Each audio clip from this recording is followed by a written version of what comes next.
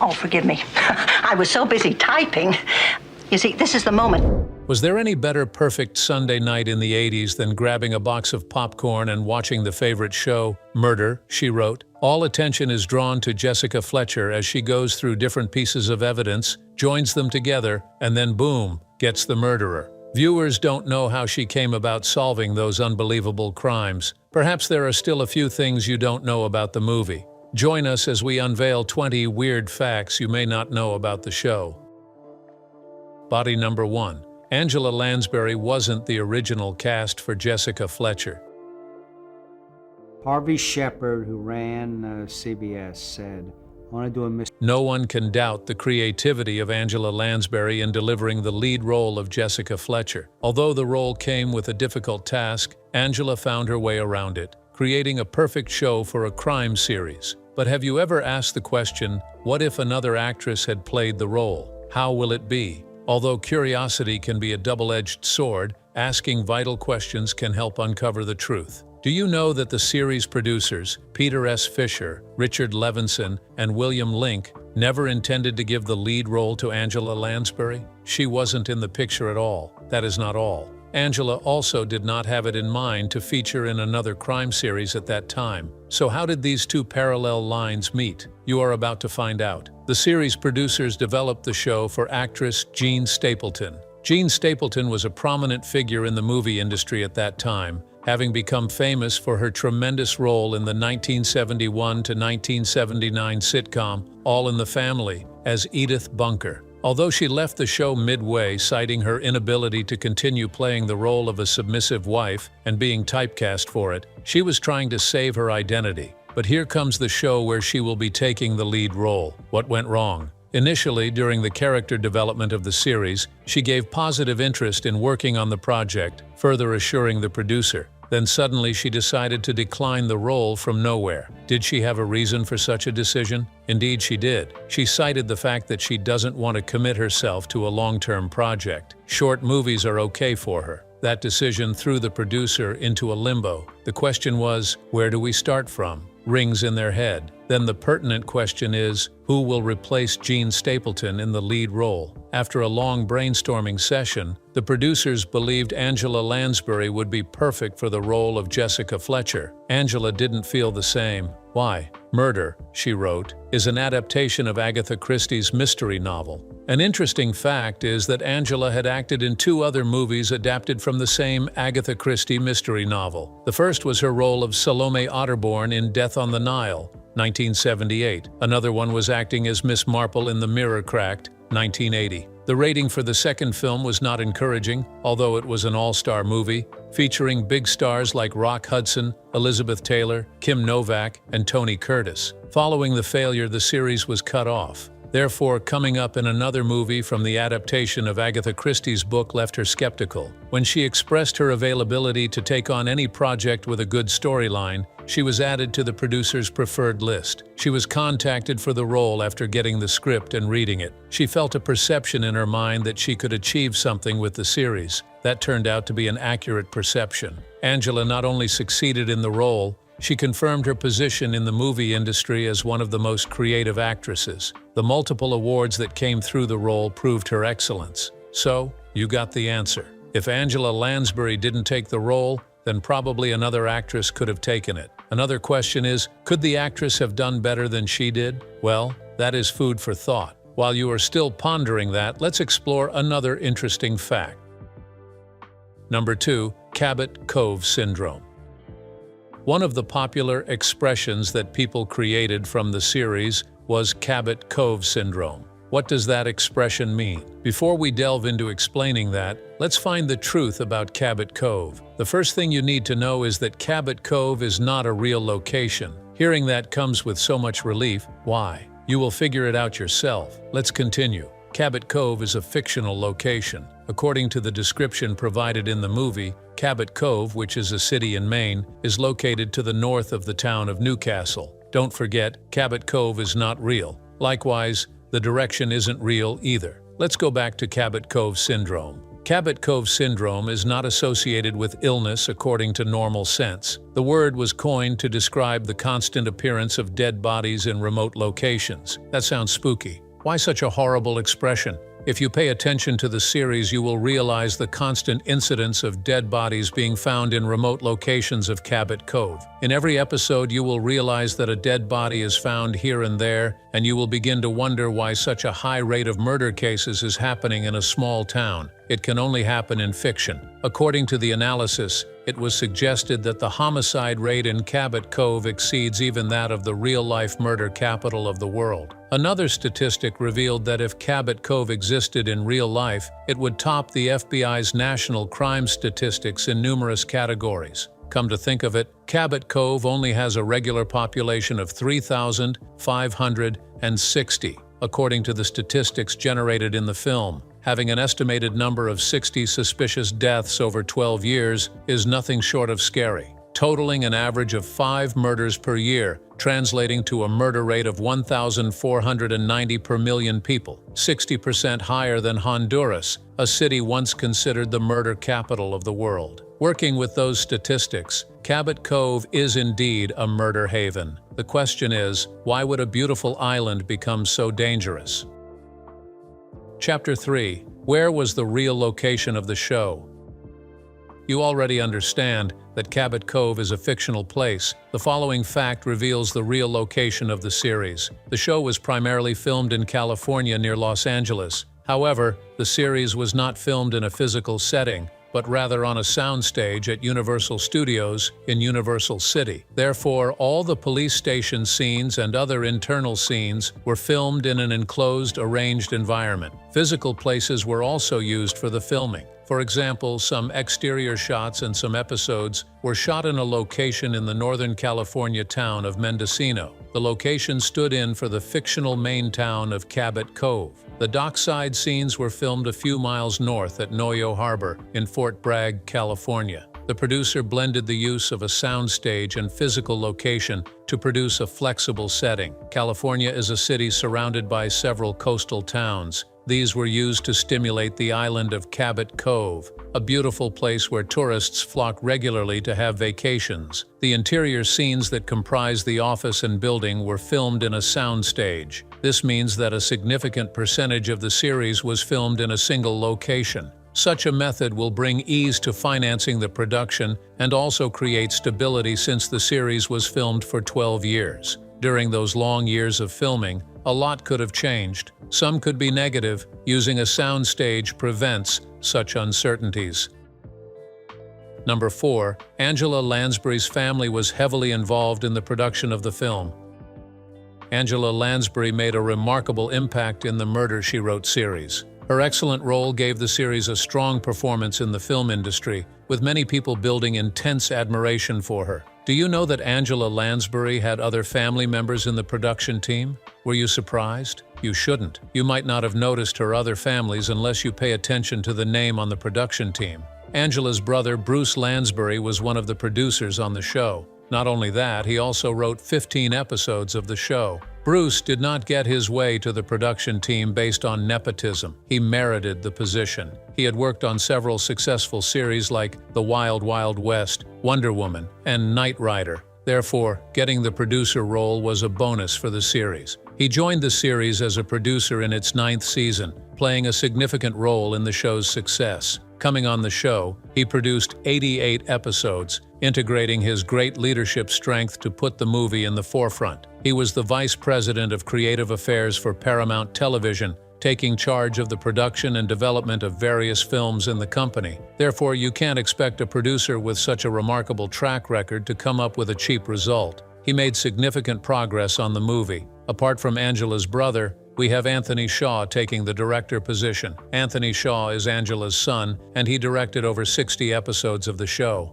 The show was primarily produced by Corey Moore Production. Guess who owns the production company? Angela's husband, Peter Shaw. The company is a partnership between Angela and her husband. To further solidify the presence of Angela's family on the show, we have Angela's twin brother, Edgar Lansbury, working on the show as an executive producer. Towards the end of the show, it becomes clear that the shift to Angela's family property is the reason for her newfound confidence and creativity. Number 5. Angela Lansbury grew weary of the show. Angela Lansbury got on the show at the age of 59 years old. At that time, she was already advancing in age. In August 1988, weariness set in. She was already 63, and she couldn't keep up with the strenuous demands of the show. During this challenging period, the filming duration for each episode was extended to 8 days from 7 days. Angela struggled to film season 5, putting in all her best with the belief that the show would produce its finale in May 1989. However, that did not happen. Instead, a better solution was created. The solution was to create a storyline that would reduce Angela's screen time in the show, giving her more rest time to complement her old age. The new storyline allowed secondary characters to get significant stories. The focus on Angela was shared among different actors. As the movie progresses, Angela's role becomes increasingly minor. She only appears at the beginning and the end. She only seems to introduce stories while her various friends, such as private investigator Harry McGraw,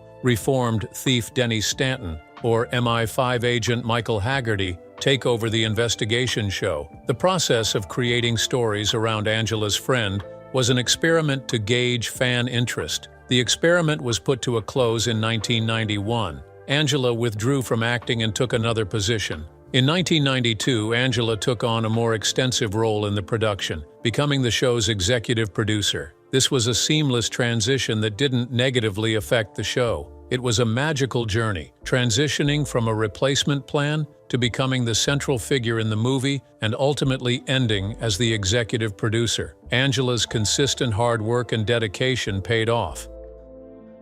Number 6. The show's time slot was changed.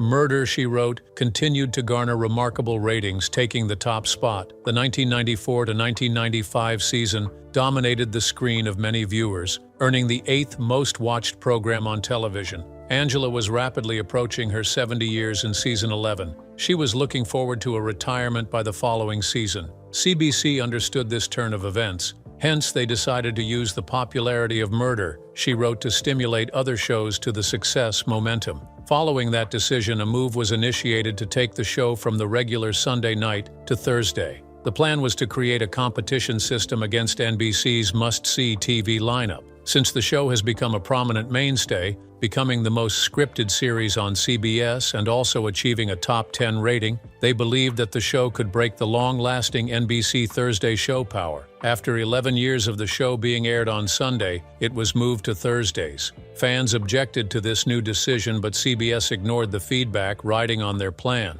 However, NBC's Thursday lineup proved too challenging for the show, causing its viewership to decline and drop out of the top 10 ratings rapidly. Murder, She Wrote's failure was fair enough compared to its counterpart, The New York News, which had a disappointing lower rating, leading to its cancellation before December 1995. The show that replaced Murder, She Wrote in the Sunday time slot, Sybil, couldn't achieve the momentum left by Murder, She Wrote. Sybil was also a monumental failure, plummeting to 50th place in the final rating after reaching 10th position, a feat once achieved by Murder, She Wrote. Every episode that was aired on Thursdays launched the show to a deeper spot down the rating line. The rating got to the worst point of 58th position. Looking at the downturn, CBS could perceive the end days of the show, and they decided not to renew the series for the 13th season. However, the time slot was reversed. The last 4 episodes of the show retained the Sunday, 8 p.m. showtime. The decision led to significant progress in the show's rating, saving it from a downward turn. Number 7. The use of a red herring. A red herring is a technique used by movie producers to mislead the viewers, put them in suspense, and leave them to keep guessing the outcome of an event in a drama.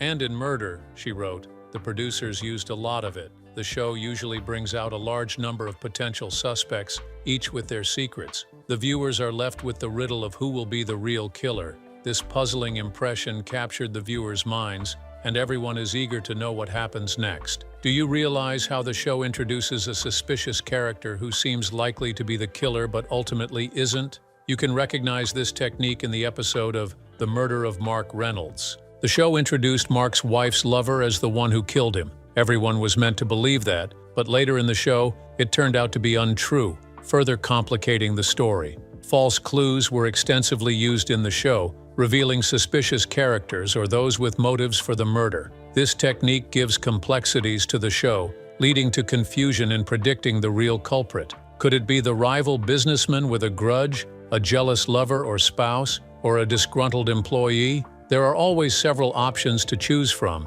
and most times the suspected criminal turns out to be innocent, while the one with less interest in the murder turns out to be the killer. These complexities added depth to the show, keeping viewers engaged. Further complicating the crime storyline are the characters created in each case to provide false or incomplete information. Adding more confusion to the story makes it harder for viewers to uncover the truth. You just have to stay to the end to get your answer. There is no better way to keep the audience in suspense. The biggest strength of the show lies in the technique. Number 8. Clever plot. Talk about a movie with the most clever plot. You can give it to Murder, she wrote. The series is one of those rare ones whose storyline was built around so many complexities that keep viewers' minds confused about the possibilities of each event. You can't easily predict the outcome of each episode, and anything could have changed. The show is riddled with complex mysteries, formed on multiple twists. It featured complex cases that are riddled with secrecy and deception. At a point of believing the evidence of a character and about to get your suspect, you will realize that the given evidence was false all along. Suddenly, a new event pops up. Someone who was involved in the crime but was not captured in the investigation just pops up from somewhere, and then attention turns to the new character. Then, as the viewer is about to conclude the possibilities of the new character becoming the suspect, more evidence comes from the new guy, reverting the crime to the old suspect. The scriptwriter's motive is to prevent viewers from developing a consistent system for predicting the show's ending.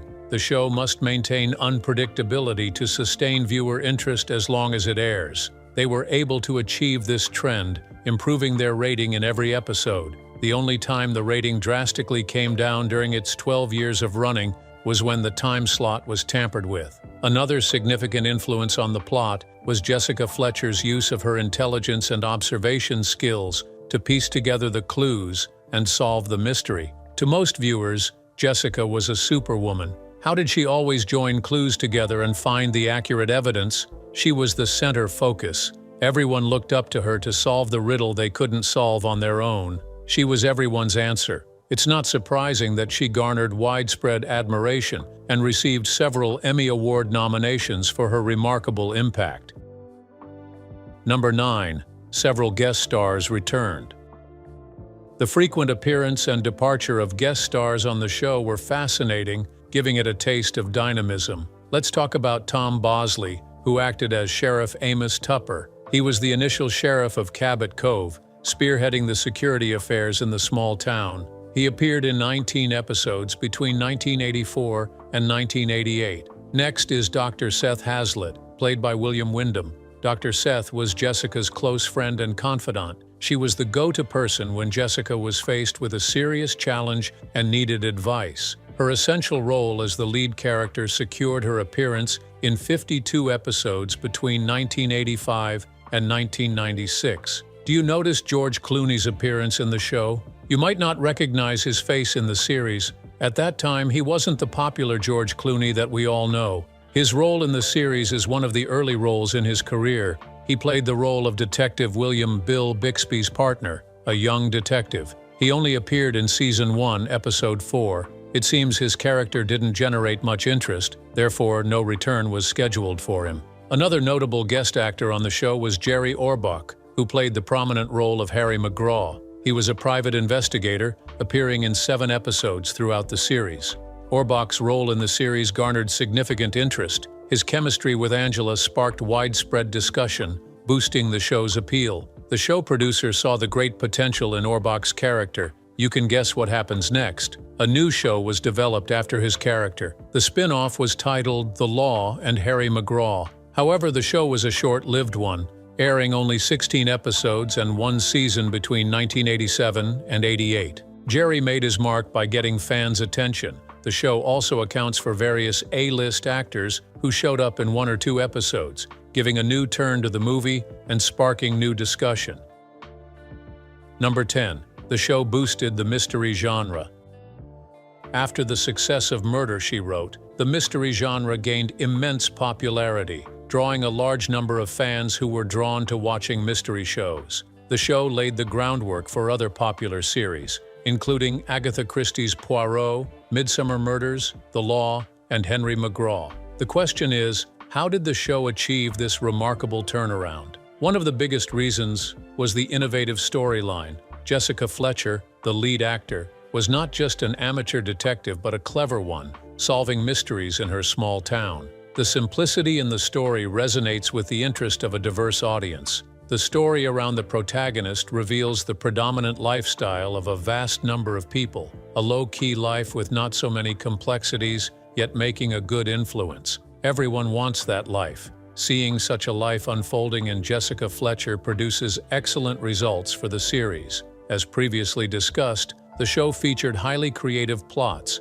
characterized by complexities and engaging storylines with sudden twists. The innovative style created a new order in the mystery genre. Gone are those days when viewers could easily predict the outcome of a case. The days when viewers are captured with suspense and confusion began. This new style brought more interest to mystery shows. Naturally, mystery drama is always the hard-fitted genre, with little interest in comic relief by the producer. However, Murder, She Wrote, brought a new style to that perspective. Comic relief was introduced to the story, but not the deep one, so that it won't alter the serious atmosphere of the mystery movie. The producer employed clever repartee. This short and amusing response produces a more enjoyable value to the genre. You also can't take your eyes off the loving character of Jessica Fletcher. Angela lovingly portrayed the character. Jessica was a simple lady, an intelligent, independent, and kind-hearted writer, a victim of rejection in her ambition to take on private investigation. The viewer felt emotional about her experience, which led to a fondness for her. Number 11. The popularity of the show. How popular do you think the show was? Let's check it out. The show was a massive hit, ranking among the top 15 shows for 11 of its 12 seasons. Surprisingly, 8 of the seasons secured a spot in the top 10. Another interesting fact is that the show's success didn't start midway. The show started strong right from the beginning, ranking number 8 in Nielsen ratings in its very first season. The show also had a good 19.1 household rating and a 29 share. This data indicates a solid audience reception. Angela Lansbury captivated the audience with her adorable and warm character. Also, Cabot Cove was an attention-drawing setting. The coastal town with its beautiful scenery, rocky shores, lighthouse, and charming architecture satisfies the natural desire of the audience. The charm around Cabot Cove, despite being an unsafe murder haven, was the strong sense of community, occupied by friendly residents, local businesses, and a relaxed atmosphere. This lifestyle characterized the belief of viewers in the 80s and 90s, unlike the present generation, where everyone is glued to their phones and fascinated by innovative technology. The series, Murder, She Wrote, averaged 25 million per week, which is relatively high. The peak days of the show recorded 40 million viewers, a record-winning number.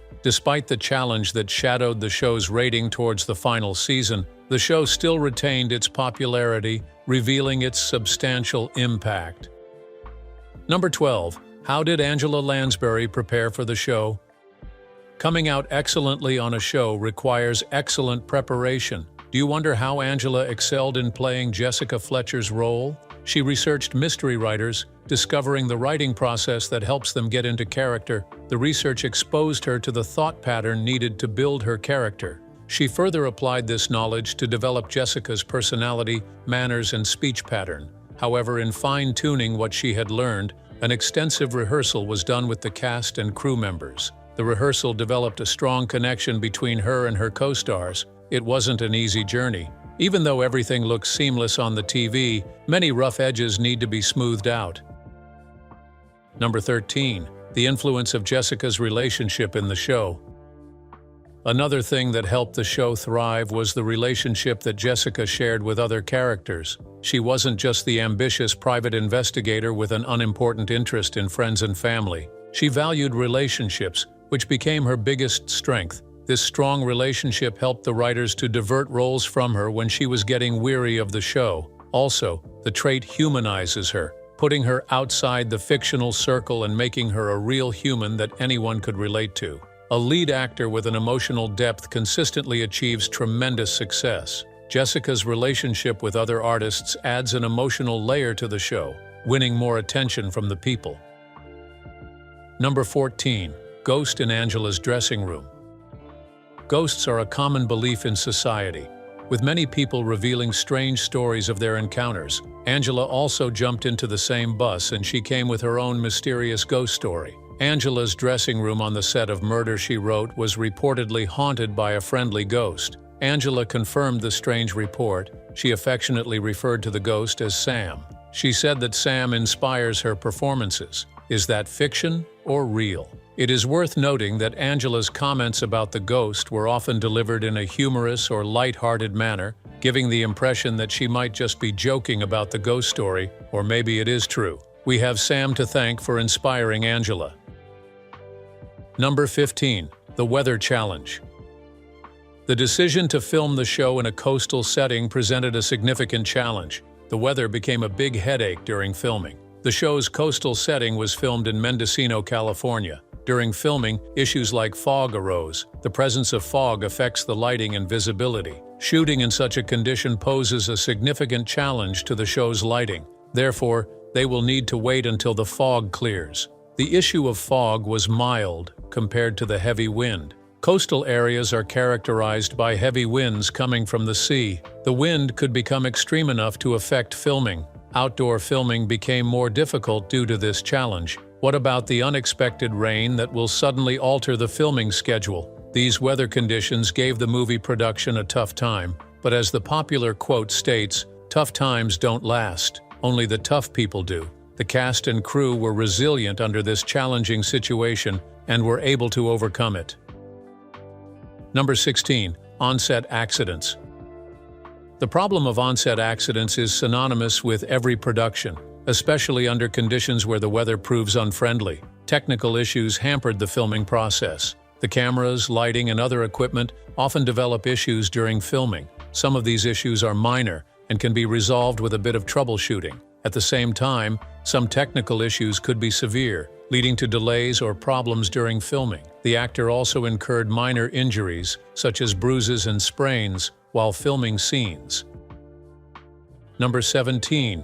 Last-minute script changes.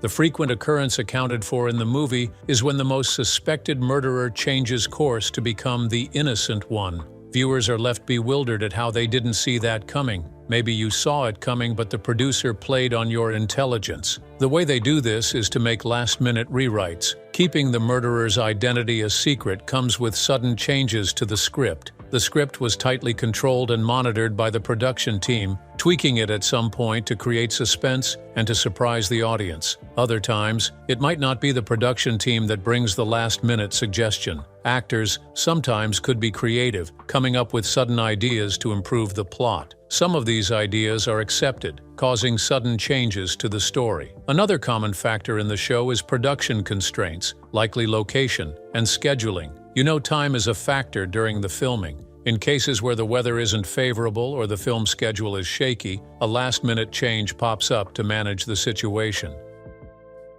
Number 18. Awards.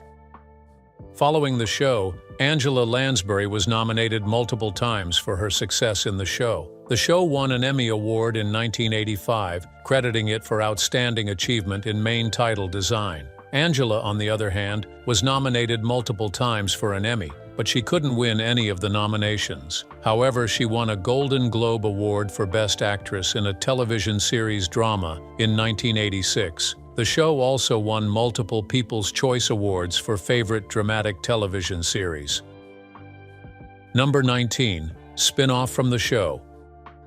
Although the show ended in 1996, there were spin-offs that followed it. The first spin-off was in 1997 titled Murder, She Wrote, South by Southwest. The movie featured Jessica traveling to Arizona, where she finds herself entangled in a murder mystery. Another spin-off premiered in the year 2000, titled Murder, She Wrote, A Story to Die For. The movie tells the story of Jessica, who attends a writer's retreat, but becomes unexpectedly drawn into a murder investigation. The third spin-off was released in 2001, titled Murder, She Wrote, The Last Free Man. The movie was about Jessica investigating a mystery in New Orleans during Mardi Gras. The last spin-off was produced in 2003. This time, Jessica traveled to Ireland to unravel a mystery surrounding an ancient artifact. The 4 spin-offs share the exact nature as the original movie, featuring a lighthearted and mystery-driven tone. Number 20. Strong impact on pop culture.